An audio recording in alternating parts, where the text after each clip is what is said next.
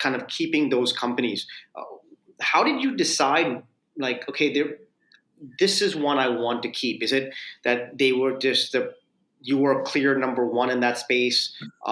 Your ability to the competition to take a chunk out of your business was limited, or your margins were very high. What were the metrics that you were looking for the winners? I think the most important metric was our current position in the market, but also our ability to compete in that market long term.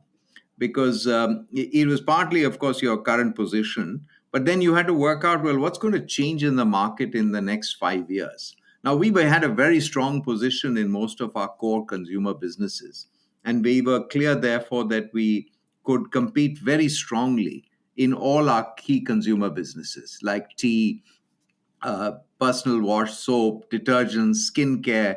We knew that we'd be very, very strong in these markets because we had good brands, good positions, and a very good understanding of these businesses.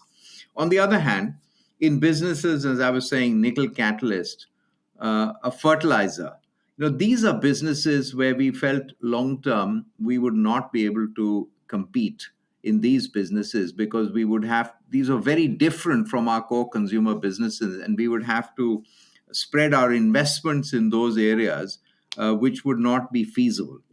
So it came from the metrics we used were very much our current presence in those categories, but also our opportunity to compete into the future and how much capital they would draw um, uh, to be able to compete.